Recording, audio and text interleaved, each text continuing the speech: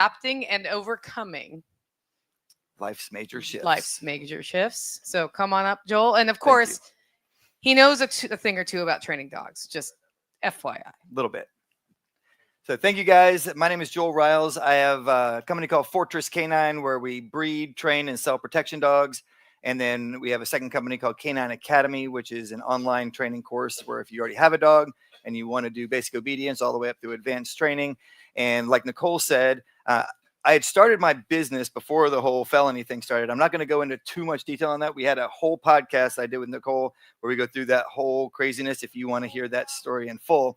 But basically, what we're going to talk about is how to be successful and not lose your shit, even when things do not go how you thought they were going to go, which is, at least in my experience, pretty much how it always goes.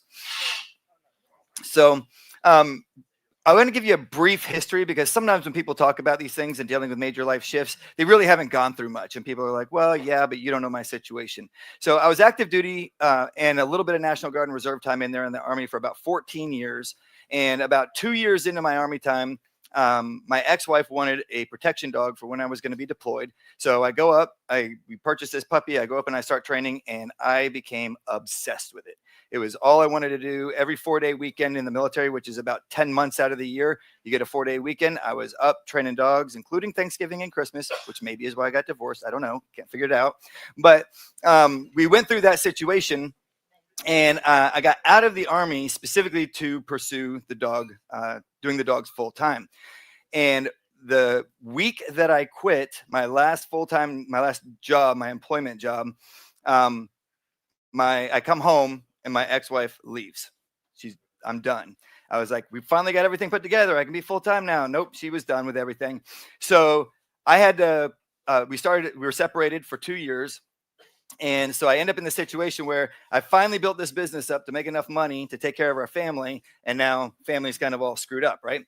And then 2 years into the separation, she has me arrested. I'm training a law enforcement agency and integrating a canine into their SWAT team. And right before we leave, the sheriff calls me in and says, hey, I'm really sorry to do this, but there's a warrant for your arrest out because your wife took your canine explosive scent and said you were going to make a bomb and blow people up. So I was like, you can't do that with just a block of C4, right? That's explosive scent. You have to have 6 other things to make that thing go boom. And so it's not a bomb. And I didn't have any of those things. But I spent 3 months in jail. I get out of jail. Business is gone. Oh, by the way, because I got divorce papers while I was in jail. Surprise, surprise. The judge says, well, since you can't provide for your family, she gets all the assets, all the dogs, all the business, all the personal belongings, everything. So literally I get out, I have nothing. And so I'm starting all over from scratch. I start training dogs, having clients come in with their dogs and train. I start buying my dogs back from my ex-wife so I can rebuild the company. And I rebuilt the business to be more, we were probably grossing at that point about $300,000 a year. And I was more successful than that within 3 years of starting from scratch all over again. At least I got the business names and the websites and the social media stuff. So I didn't have to rebrand. I just had to rebuild everything from scratch. And then right as we're getting settled into our new facility and the new property, and we expect our lease to get renewed 3 months before it ends and the official renewal starts, we get told, nope, we're selling the property. You can't stay here anymore. So in 3 months, I got to find a new facility and get 37 dogs and all of our personal belongings moved from Florida to Ohio.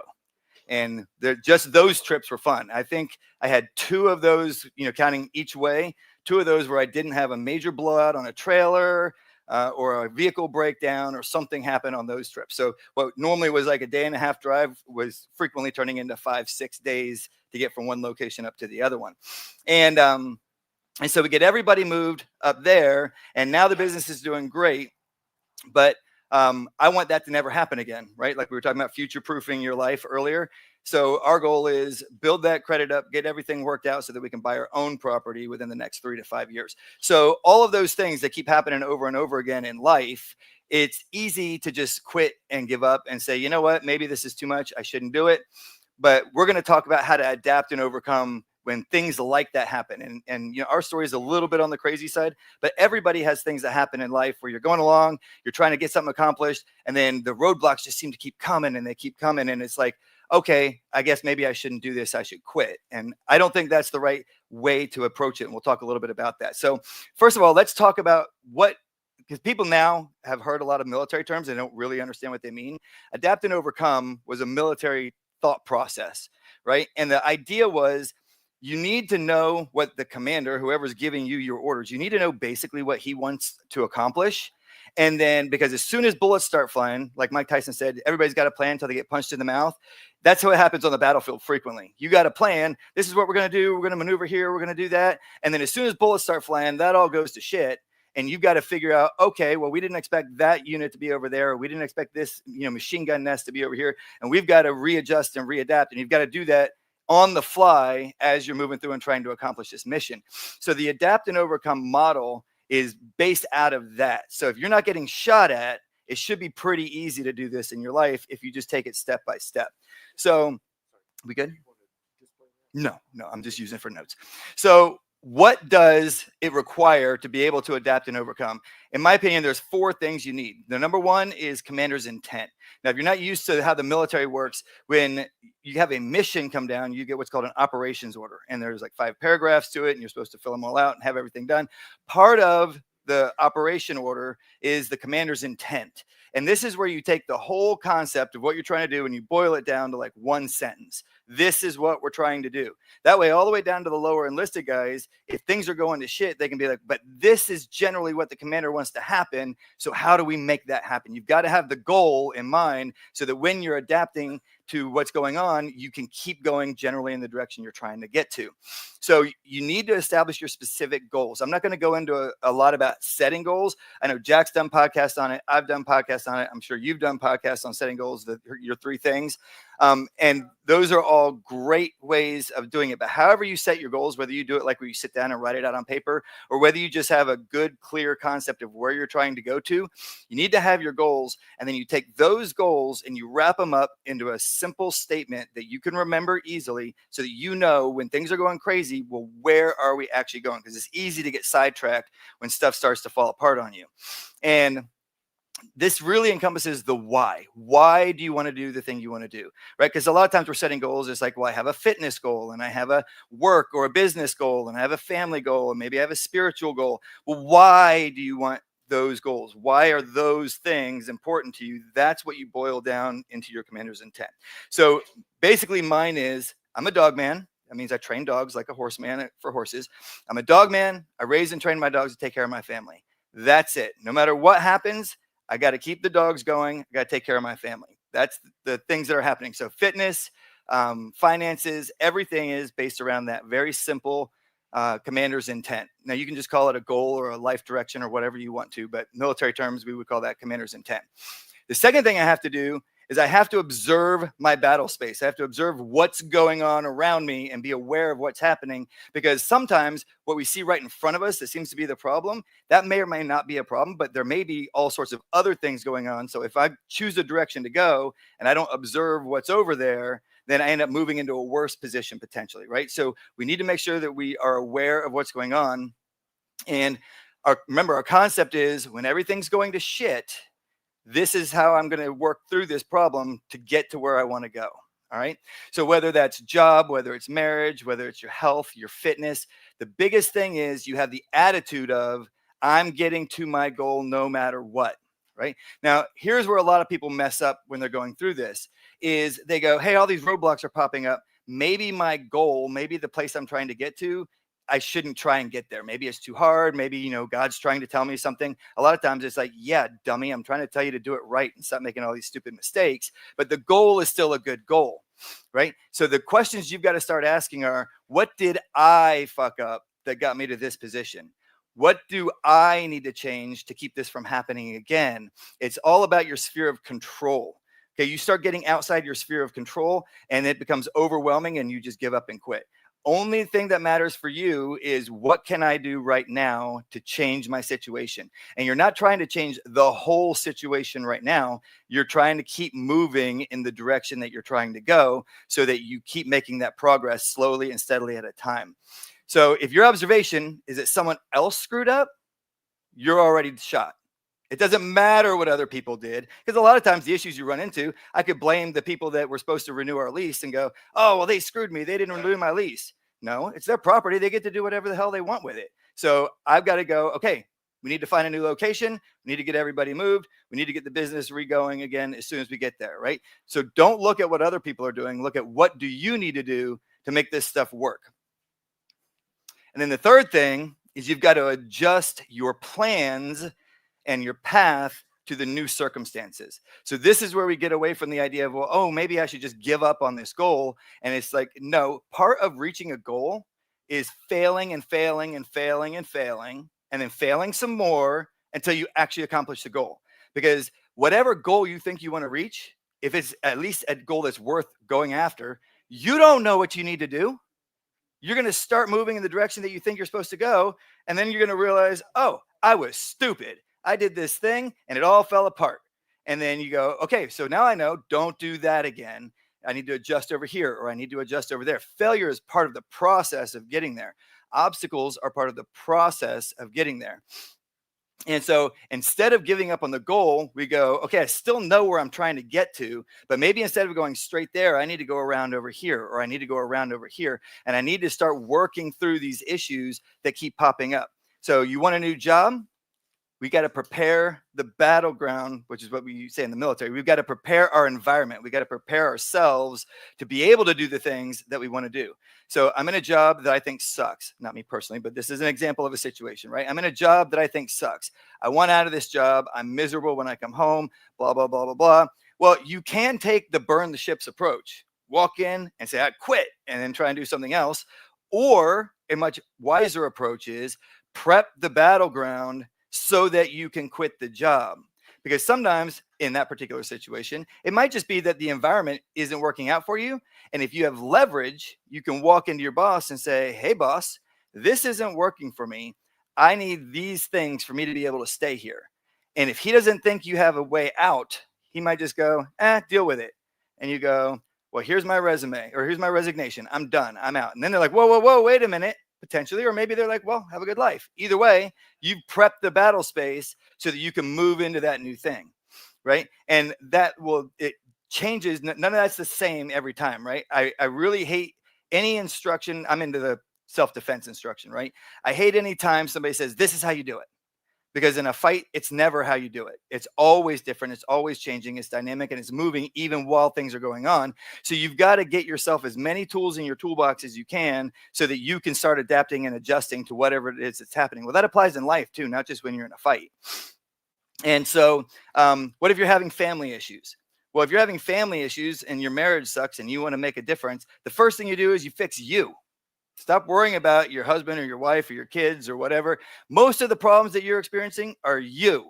It's not everybody else. You fix you, and most of those other problems will go away. And then you can start working on the few that still need to be worked on with your other family members. You want to lose weight? Start making a daily schedule that prioritizes what you need to be eating and what you need to be doing every day to lose that weight, right? You prep that area. You look and go, what do I need to do? What do I need to set up before I move into those areas so that I can actually get the things done that I want to get done? And a really, really good rule of thumb, I heard this from Jordan B. Peterson, and I was like, I think this is one of the best ways to decide when you're going through this process and you're like really, really tempted to just go, I need to give up on this goal. This isn't something that's going to happen. I'm never going to be able to get it done. You start getting down on yourself. The best way to evaluate, do I need to switch to something else and change my actual goals and not just the path to get there, is if your new goal is harder than your last goal was. So sometimes you get inspired to do something, and if it's better or it's harder or it's going to make more of a difference than the last goal, then okay, maybe that's worth switching. Now, this is not a hard and fast rule. Sometimes you're just doing something stupid and you wake up to it one day and go, oh yeah, I shouldn't do that anymore. But if you're pursuing a worthy goal and you're thinking about giving up on that worthy goal, you only do it, as a general rule, if the next goal is better, if the next goal is higher, if the next goal is harder. Then I'm not just wussing out. I'm not just quitting because it's hard. I'm actually pursuing something that's of more value than I was trying to pursue before. Okay. And then here's where the rubber hits the road, is you start taking steps. Now, I know Jack's talked about this a lot. What can you do today? John Willis goes over this all the time. It's like, what can you do right now that will move you toward your goal? And it sounds stupid, but if you don't start it, it will never happen. You will never get to where you're trying to go. And Here's the problem. Jordan tells a story about one of his clients he had when he was a clinical psychologist. And he had this guy that would come and see him. He was like 35. He was still living with his parents. His room was a mess. His house was a mess. His life was a mess. He was depressed, didn't have a job. Basically, if you're a 35-year-old guy, he was like in the worst position you can be in. And if you've ever read or listened to Jordan's 12 Rules for Life, one of them is clean your room up, right? And so he tells this kid, okay, what you're going to do is you're going to go home and you're going to clean your room. And come back and see me next week. Kid goes home, gets the vacuum cleaner, walks up to the door of his bedroom, looks at his room, gets overwhelmed, leans the vacuum cleaner in the doorway of the room and steps over it all week, coming in and out of his room, doesn't get anything done. He comes back and he says, okay, what did you get done? Nothing. I looked at the room. It was too overwhelming. He says, okay, we're going to make it a smaller step. Cleaning your room was too big a step. We're going to say, organize your dresser. Kid goes home. He opens his dresser drawers. Every one of them is a complete wreck. Gets overwhelmed. Doesn't do anything. Comes back the next week. Okay, what'd you get done? Nothing. It was too overwhelming. Okay, organize your sock drawer. He goes home, he opens his sock drawer, and he's like, okay, I think I can do this. Starts pulling his socks out. He gets his sock drawer organized. He comes back the next week, and Jordan says, what did you get done? He says, I got my whole dresser done. Well, how did he get his whole dresser done? Because it's humiliating to think about it. This is really the problem, is our pride gets in the way of getting started and moving, because we go, that step is so small, it's embarrassing, and it also means I'm so worthless that I can't take a bigger step. And so now I'm feeling all down on myself. Instead of going, we got to find a step that's small enough that you will actually start to do it today. And then what happens is it compounds on top of itself really fast. Once you organize one drawer in a dresser, you go, oh, well, now I know how to organize a dresser drawer. So doing the rest of these drawers is not that big a deal, because I focused on this very small spot that I had to focus on. Then the next week he came back, his whole room was organized. And then the next week he came back, they started working on his resume. And within a couple of weeks, he had a job. And this stuff expounds exponentially once you get moving in these directions. But if you've never been in certain scenarios, certain situations, you get overwhelmed by looking at the huge big picture. But I want to get all the way over there, and I want to just start going. And then you trip and fall on your face and go, oh, never mind, I quit. That was way harder than I thought it was going to be. Whereas if you go take one step in the direction you're trying to go, and then you take another step and another step, and before you know it, you're running in the direction you're going to go. And you look back 5 years later and you're like, holy crap, how did I get all the way here from where I was back then 5 years ago when everything was a mess? So you cannot focus. You'll become overwhelmed trying to focus on too much. Now, if you're a person who's already like built and sold multiple businesses, you can look at a business and go, oh yeah, we can get that built in a year and then we'll sell it for $1 million or whatever. But if you've never done that, that's way too big a step for you. You've got to break things down so that the step is small enough that you will actually take it. You have to acknowledge that wherever you are, you are. This is a philosophy we use in our dog training all the time. A client will come and they'll say, hey, I want to do X, Y, or Z with my dog. And you're looking at their dog and you're like, your dog doesn't know how to sit. So we can't do that stuff until we teach your dog basic obedience. And they go, oh, okay. Well, they can get mad about it and go, well, I want my dog to have obedience. And I'm like, that's great. You can want in one hand and spit in the other and see which one fills up faster. Like, it doesn't just happen because you want it to. So what you do is you start from where you are. And in order to do that, you have to acknowledge where you are, which a lot of times makes us feel really depressed because we thought we were way better than we were. And you realize, wow, I suck way more than I thought I sucked. But then when you actually recognize where you are, no matter how small your first steps are, and you start taking them, you look back in 5 years and you go, that was amazing. I was able to actually move through and do those things. So starting those steps and starting to move forward. Now, if you guys have questions and things like that, and you want to get into some more of the details and the specifics on how you do some things, I can give some recommendations and thoughts on that. But it's really hard to be super hyper specific when you're talking about this, because everybody's life is totally different. Like Jack says, it depends, right? It depends on what's going on in your life.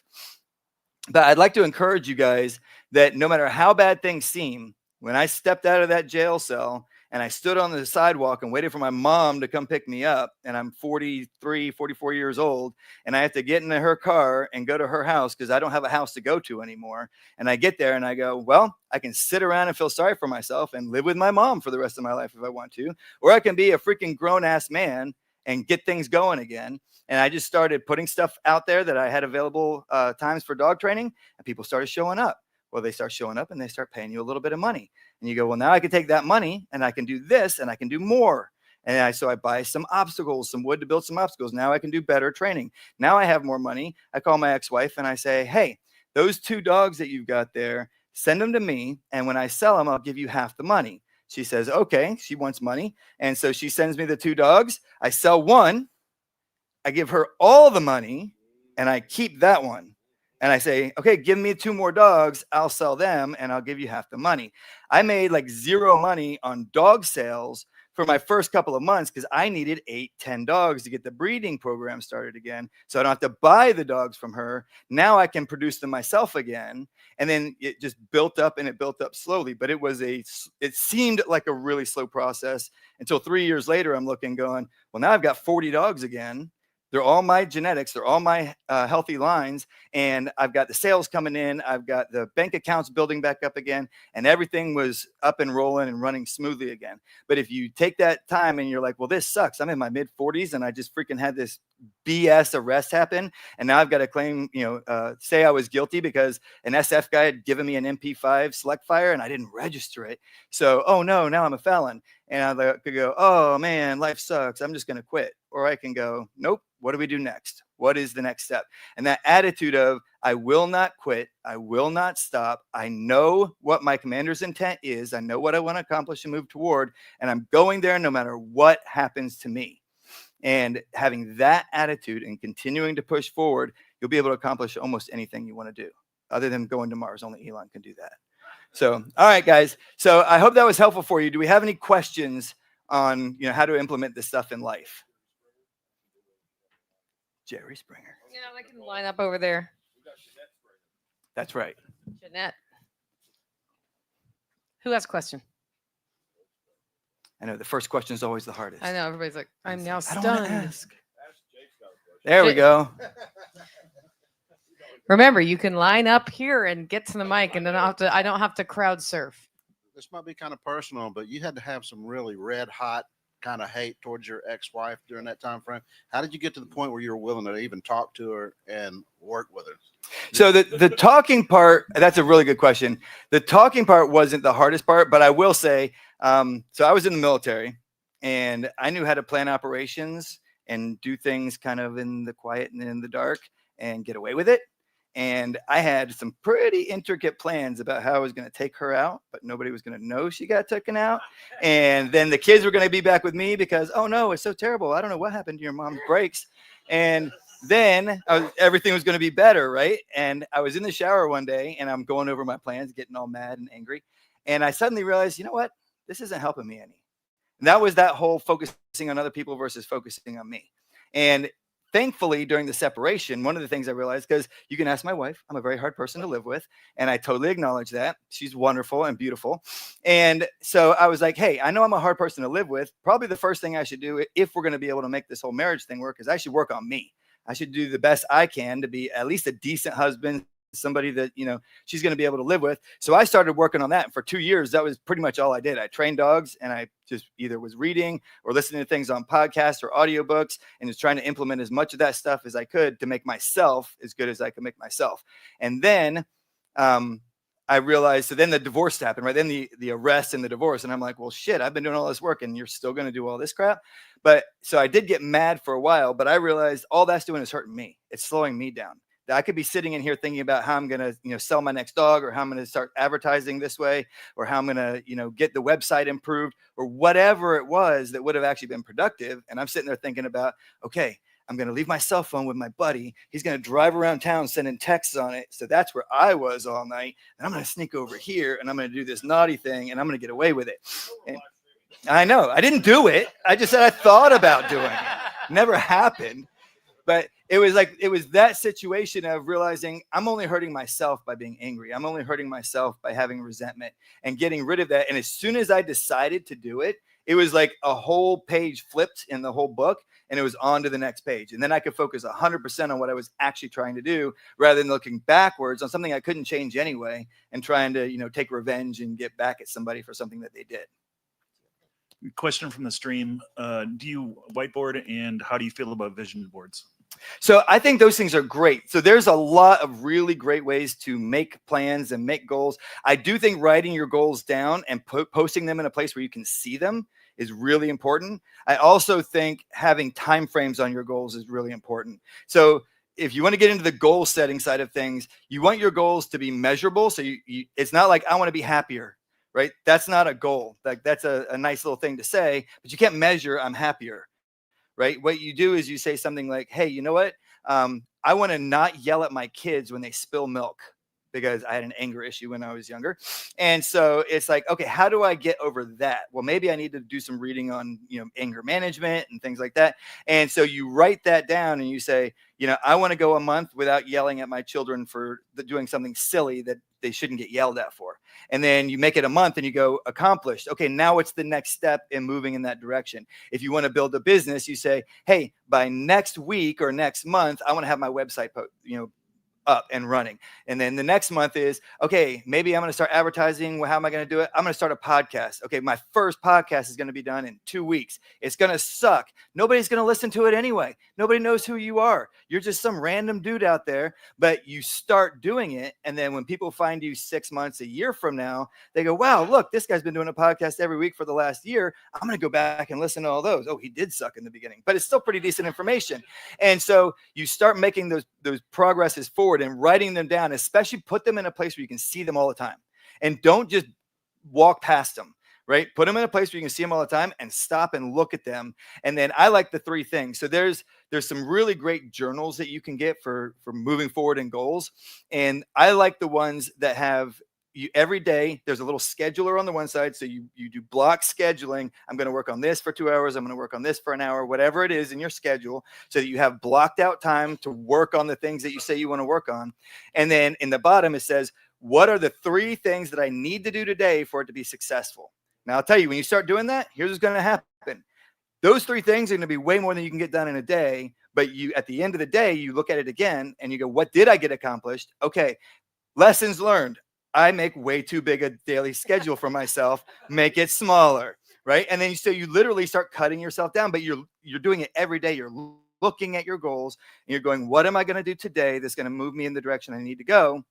And then you have a 5-minute review in the evenings of how did it go? Did I get the stuff done? And whatever you failed at, you go, okay, I either put too much on my plate or, yep, I got distracted and I started playing video games, or I got on my phone and looked at TikTok too long or something like that. And you go, that's where I need to discipline myself. I need to stop doing those things so I can get these things accomplished. And doing that every single day really, so I did it probably for about 6 months every day. And then I almost didn't need it anymore for a while. It was like you would just start doing it naturally in your head as you're going through. So the focus stuff, having it there in front of you all the time is really helpful because it keeps your mind focused on what you're trying to do. My big problem is this. I go, okay, I need to do these 3 things today. I go do the first one and I finish it and I stand around and I go, I know I'm supposed to do something. What the hell am I supposed to do next? I don't know. Oh, look. And I see a thing that needs to be worked on. And I go over and work on that. And then I go back up to where my wife is. And she goes, hey, did you get these other 2 things done today? And I'm like, damn it. I know I was supposed to do something else, but I totally forgot when the moment came because it wasn't right there in front of me to see. And so then those 2 things didn't get done and I have to move them to tomorrow. So by having those things in front of you, having a list that you can refer to, that's what I love about the block scheduling, because you can literally go, okay, you don't say, I'm going to fix this on my website today, and I'm giving myself 2 hours to do it, because you ain't going to do it in 2 hours. It's going to take 6 hours. And if you try and get that thing done today, you're going to spend 6 hours on it, and then all the rest of that schedule isn't going to happen. If you say, I'm going to work on it for 2 hours, you set a timer, and when the timer goes off in 2 hours, you shut it off and you move to the next thing.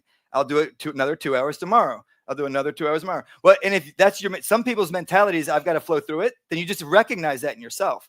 And you go, I can't work that way. I've got to finish the thing. Okay, well then your schedule is I'm working on this one thing till it's done. And in the evening, you go, did I get it done? Nope. Okay, I need another half day tomorrow to finish it up. And that works for people too. But seeing it and then working through your visual of seeing it is extraordinarily helpful when you're trying to do these things. At least it was for me. Any other questions? Yeah, I have a question for you. Why do you think you're the kind of person? What about you is the kind of person who, when at your lowest point in jail, was able to pick yourself up and move forward so successfully versus other people who are in that situation and just give up? What is the thing? I would say it's probably a combination of two things. Partly it's my personality I just don't want to quit. So when we were racing triathlon, I was never the best athlete, but I was around athletes who were better than me, and they kept going. And I was like, I can't quit. If I quit, then I'm not part of the group anymore. So I've got to keep going. Even if I'm not as good as them, it would constantly push me forward. When I first started training dogs, I've told this story a couple times on the podcast. I went up, I was there for 5 days. And so I was supposed to be doing this 5-day training. I had a 4-month-old puppy that I put some obedience into. And I show up and we're doing bite work and we're doing some cool stuff. But on their website, they had water, like doing work in ponds and things like that. They had fire and smoke, moving through and deploying dogs. And so Wednesday of the week that I'm there, I say, hey, Chief, that's what we called our head trainer. I said, hey, are we going to do any of that cool stuff that's on the website, like the fire and the smoke? And I was there the last week of a 6-week law enforcement training course. And both the officers that were there were like, shut up, stop talking. And I'm asking Chief this question, and he's getting this little evil grin on his face. And he goes, all right, boys, tonight at 8 o'clock, you'll be on the field and you'll be camoed up. And both the officers went, we're injured, which is their excuse to get out of having to do the training that night. And so I show up. I don't really know what to expect, but he goes, get in that pond. It's a pond about the size of this room. There's one bush over there. That's the only place to hide. There's like some little bridges across it and stuff. He goes, when I'm going to walk over to that vehicle and I'm going to come back to the edge of this pond, you better be in this pond and I better not be able to find you. That's the only place you can go. But it was me and his son. So as soon as he turns his back, his son's like, let's go. We jump in the water. We swim across. You got to keep your dog calm because we do everything with our dogs up there. So only their snout and eyes can be out of the water. And we got to swim over to this spot, which, by the way, the pond's full of crawfish. So that's a fun little thing when you're in there for 6 hours, getting pinched on, crawling up your legs. And it's in Canada. So even though it's summertime, the water temperature is about 68 degrees. And we're there for about 6 hours doing various different things, being told, do this, do that. So we're like hypothermic coming out of there. And then he's like, do this part of the obstacle course with your dog. So we have to climb up 15 feet onto these obstacles. My poor little 4-month-old puppy, I put him on the beam and he falls off. But I've got him on his lead, right? So I catch him and I lift him back up and I put him back. Like the third time he falls, the instructor goes, lower your dog to the ground and finish it on your own. So I put him on the ground and I finish it. And he goes, see you in the morning, boys, and walks away. That's how he did every one of our super crazy training exercises. He would just go, see you in the morning, boys, and he would walk away. But I was there with the guys and I was like, I'm not going to quit. I'm not going to quit. And in fact, the way he started that night was, all right, Lieutenant Ryals. He was a MACV-SOG Marine veteran from Vietnam. And he knew I was an officer. So of course I was always his target focus when we were training. And he goes, you want to learn how to be a dog man today, huh? All right. But I'm going to warn you, if you quit on me tonight, you can never come back here. And he's like, do you want to continue? I said, yes, Chief. He goes, I don't think you understand. If you quit tonight, you will never set foot on this facility again. Do you want to proceed? I said, yes, Chief. And I knew I can't quit. I got to keep going no matter how much it sucks. And that's always just been my personality, is keep pushing, don't quit. But the other thing, the one thing I wish my parents had done for me that they didn't do is be harder on me than they were. So I would mow the lawn as a kid with a push mower, and my mom would come out and inspect the yard. And you know how you cut a corner with a push mower and there's that little strip of grass that you missed? She'd go mow the whole yard again. And she would watch. So I couldn't just go mow that spot and then pretend, no, I had to do the whole yard again. Or I would weed eat and I'd miss one tree or a blade of grass on one tree. Weed eat everything all over again. And that has really, really served me well. I'm not quite as hard on my kids as that, but I'm like, if I were, you would appreciate it when you're 30 or 35 and you get into your first hard section and you realize, if I don't do my best every time, then I'm going to be in trouble. So I always have to do my best every time. And that doesn't mean that you're going to do your best every time, but attempting it, having the mentality of always doing your best no matter what's happening. And here's the thing is, discipline is only gained through discomfort. You can get consistent by just training yourself to be consistent. But discipline specifically is doing something when you do not want to do it. And the only way to get more disciplined is to do the things you don't want to do when you don't want to do them. And if you try, again, if you go too big, this won't work. Like you can't go, I'm going to wake up at 4:30 every morning when you sleep until 9 right now. And I'm going to start getting up tomorrow morning at 4:30 and working out for 2 hours every day. No, that ain't going to work. If you wake up at 9 right now, wake up at 8:30 tomorrow and do that for a couple of days, and then wake up at 8 and then wake up at 7:30 and work your way back there and go, I'm going to work out for 15 minutes. Then I'm going to work out for 30 minutes. But you start moving in that direction, you start making that progress in the direction you want to go, and you'll be able to get that discipline. But disciplining yourself and disciplining your children is probably the best thing for this, dealing with this kind of stuff. Is I didn't want to get up and start training dogs again. I just got out of jail and I was like pretty depressed about things. But it's like, well, I could sit around and be upset about it, or I can do something and be happy a year from now. So I got up and I started doing something.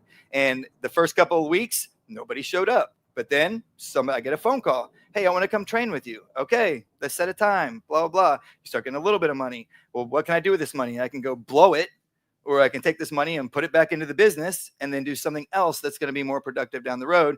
And then it just starts rolling from there. Does that answer the question? Yes. I am going to skip you because there's somebody behind you and you already had one question.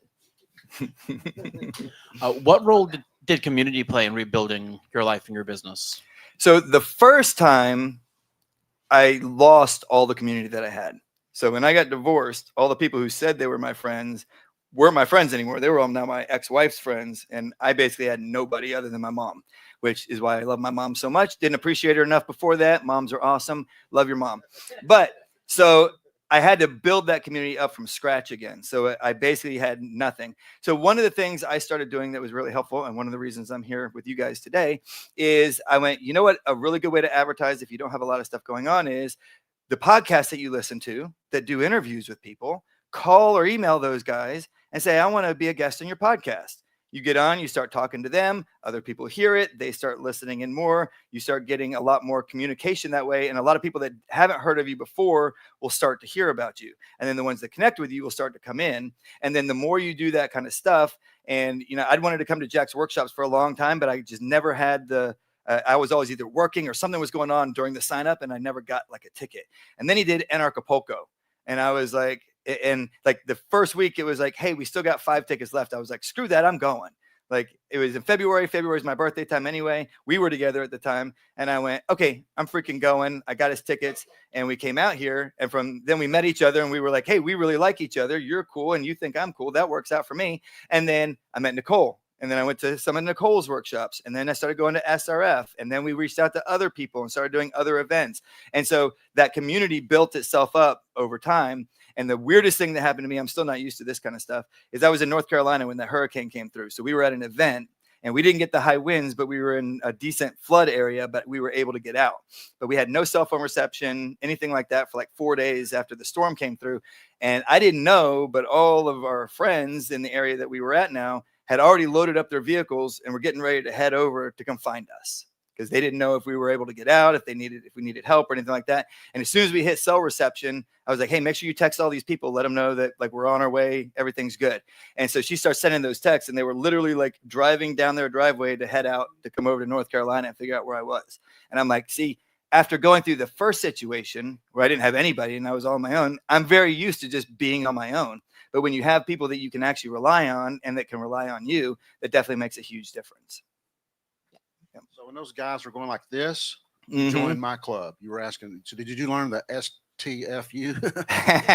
Exactly. I don't learn that lesson very well, though. See, I go, oh, you guys don't want to do it? That must mean it's really hard. I want to see what it's like. Let's go do it anyway. Here's the real question. Yeah. How much delegation or outside help or experts or virtual assistants do you use to try to get this stuff done so you can focus on your mission? So for the longest time, not nearly enough. And probably realistically still not nearly enough.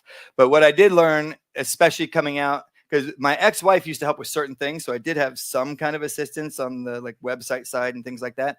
And I was totally on my own. And I was like, I need to rebuild my website. I just need to pay somebody to do it right. And so I paid a guy to do the website, and then he did an okay job, and some of that stuff started working out. And then I realized, hey, I need more technical expertise than this guy can provide. And I was trying to do something with Jack actually on our websites, and we couldn't quite get it to pair up. And Jack's like, fuck it, call Tom. And so I was like, okay. So I reached out to Tom, and he was like, okay, let me get in. And I'm like, what do I owe you? And I just started paying him. And now we're talking about, hey, let me just shift all my stuff over to you because you have more expertise than the guy I'm working with now. When I got up to Ohio, I was like, I can train X number of dogs by myself. But we had somebody who was like, well, I'm really interested in training dogs. She knew nothing about training dogs, but she was interested. So I'm like, all right, come back in. In the beginning, you're just volunteering to learn. But then she was doing a really good job. So I'm like, well, I'll start paying you now. And then she did even a better job. And I said, well, I'll start giving you a cut of the dog sales when the dogs that you're helping me train sell. And now she's pretty much one of my full-time trainers. And so starting to build those things up. Another thing is, Matt, this year I was like, I haven't done my taxes in 3 years. I really need to get caught up on that. And also, but I'm not going to do it because I don't like it and I hate it. And so I'm like, I need to find somebody who can actually like get me caught up on this stuff and then help maintain it from there. And so there definitely hits a certain point in a business, and you probably are going to go way longer than you should before. See, you don't want to do it in the very beginning because it doesn't make any sense. When you first start off, you don't need an accountant and a tax attorney and all that other kind of stuff. But when you realize you need it, you probably needed it a year ago. But when I got that stuff, it's still a lot of work to get everything rolling, but it definitely is helpful when I can go, hey, I've got an issue with the website. This person said they're having this problem. Can you take a look at it for me? And they go in and fix it for you. And I don't have to do it. Because when I built my websites and I was doing it every day, I knew where all the settings were and the colors and how to get into this and do it. But then you don't touch it for 6 months and somebody says, I have a problem. And you're like, well, shit, where is that? And you spend 6 hours poking around on the back end of your website trying to figure out how to make that one change or fix that one thing. And when you have somebody who they're an expert in that thing, I'm not an expert web designer, I'm a dog trainer. So I don't want to work on websites. I want to go out and train my dogs. I want somebody else to do that job for me. And that can definitely be helpful. Yep. The reason we all laugh so loud about how it's a year ago when you finally realize you need the tax attorney and the accountant. Yeah. I'm pretty sure a lot of people in this room are feeling that it's right an now. ask me how I know situation. Oh, yeah. Yes. Yeah. I'm like, get it fixed before the IRS calls you, because then it's way worse. So I've so far been okay. All right. Any other questions? It's been a pleasure, guys. Wait, we got one more. Bruce. I'm going to walk up to you, Bruce, because I'm walking up. You're circling. I appreciate you willing to do that work. Yeah, no, I'm going to be. I just want to take this opportunity to share. I'm not going to give you a question. I'm going to share my sock drawer thing I recently did. Awesome. I have 42 solar panels in my garage that need to be on the roof of my 2-story house. These things are bifacial. They've got glass on both sides. So they're 50 pounds. They're 4 by 6 feet. They're awkward as hell. Yep. It's a 2-man job to lift these things. Yep. I've been trying to hire somebody to help me. I'm a DIYer. And I finally realized I'm going to have to figure out a way to do it myself. That's a massive job. You think about it, you don't want to start it. So I said, let's just build a scaffold and get one up to the 1st story. And then get it to the 2nd story. Yep. And then figure out how to do them one at a time. I'm doing stairs. I'm pulling them up a rope. Yep. I've got 10 solar panels installed on that roof now. Yep. So that's how you do it. One step at a time. So, Bruce, you don't know, but you've just coined a new term, the sock drawer story. That's right. The sock drawer story. Well, If people want to share sock drawer stories during this event, we'll make a list. We will have a sign up here on the board. I love it. Yes, the sock drawer story. Sean Mills would tell you not to install those on your roof. Sean is my engineer and my designer on this. Oh, okay. I do have his blessing. I have mine on my roof too, but thank you so much, Joel. Absolutely, guys. Thank you, guys. I appreciate it.